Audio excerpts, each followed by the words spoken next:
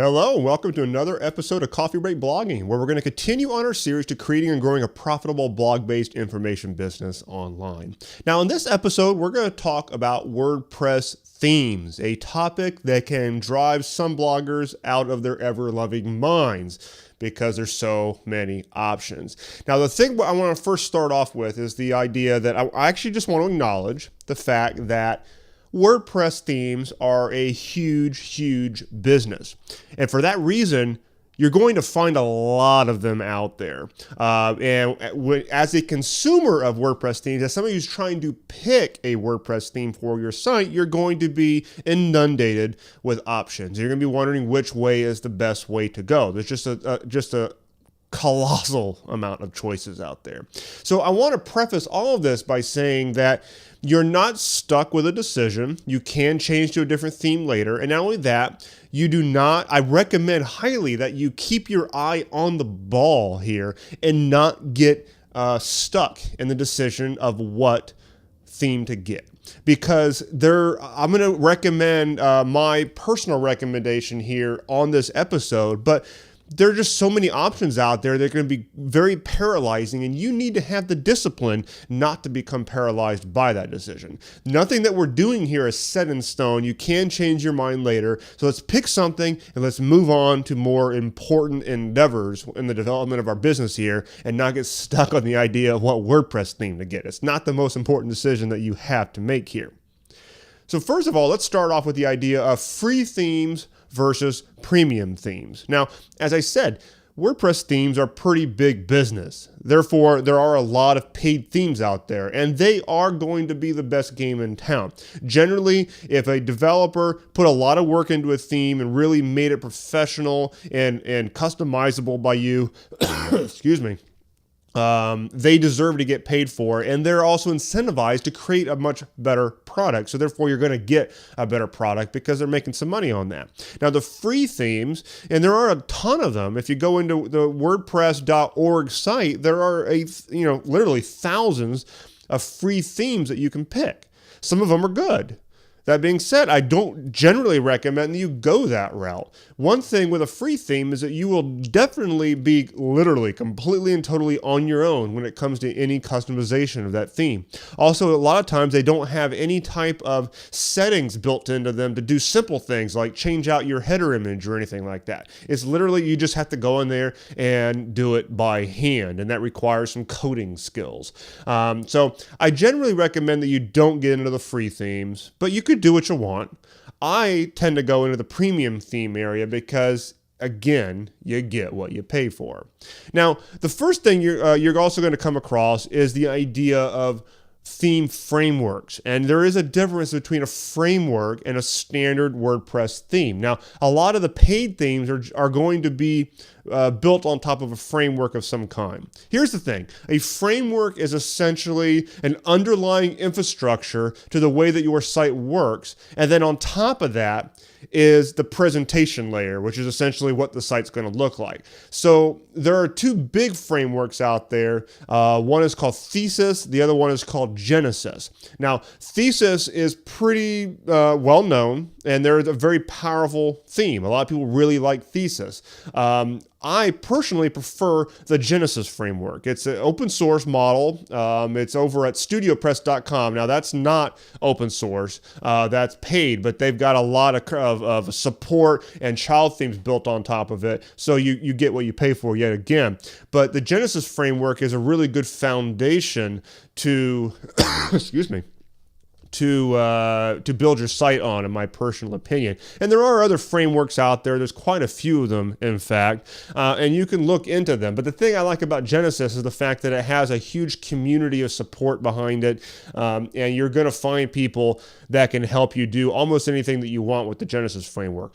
In fact, if you want to modify a particular element of your site, a lot of times you can just go to Google and be like, how to change out my header, Genesis. And you will find tons of tutorials showing you how to do that because there's just a huge layer of community support out there for the Genesis framework. Now, when it comes to some things that you should keep in mind when you're picking a theme, one thing that you need to take into account is the size of the code itself. The more functionality that's built into a theme, the bigger the theme is going to be. And what that does is it translates over into how long your site is going to take to load up for people in their browser, or how much horsepower it's going to take from your server to generate that thing and spit it out there.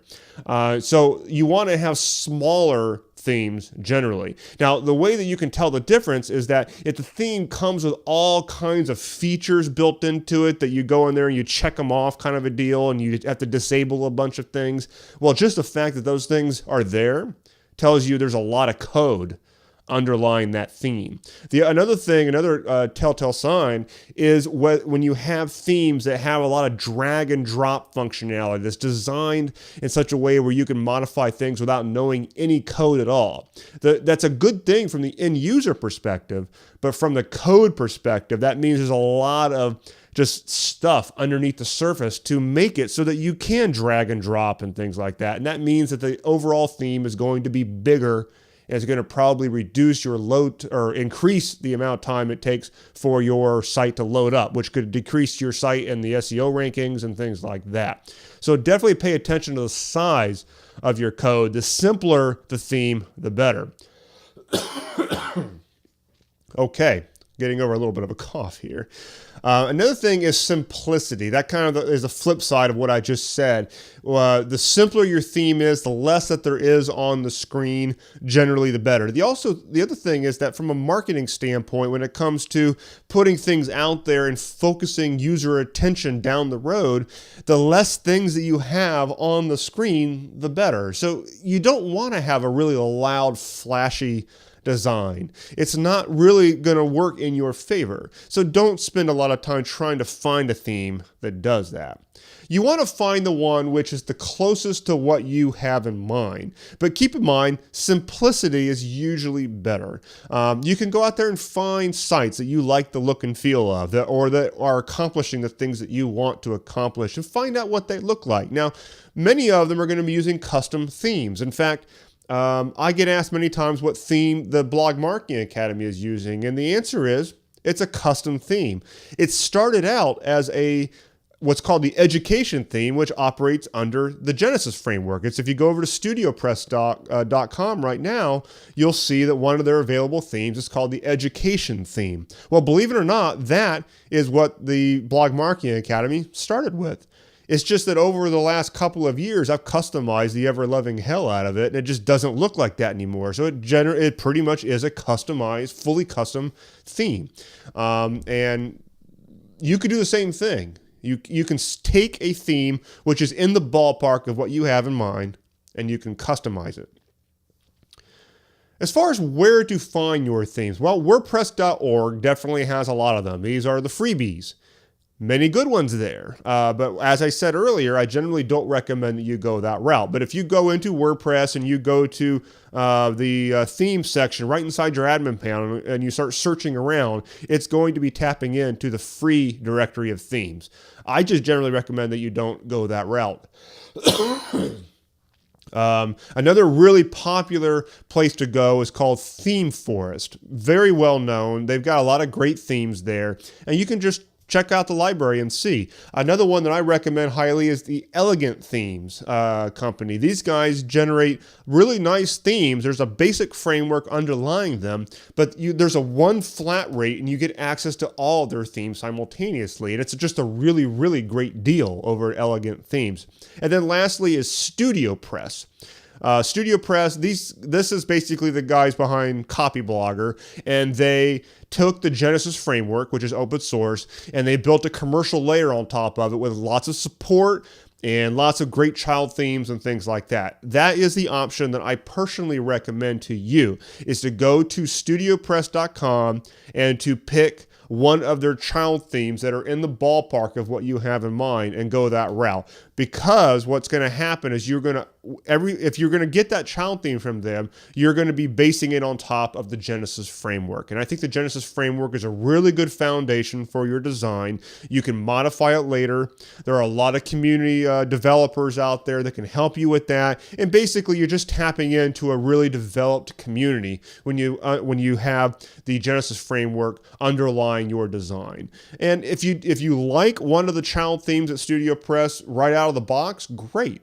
There's a lot of flexibility into those themes without you knowing any code. But the good thing is if you want to modify anything later or hire a developer to do it for you, they're going to automatically know how to work with the Genesis framework. That's going to save you time. It's going to save you money. It's going to mean that whenever they update the Genesis framework, you're going to get really good capabilities built into the system.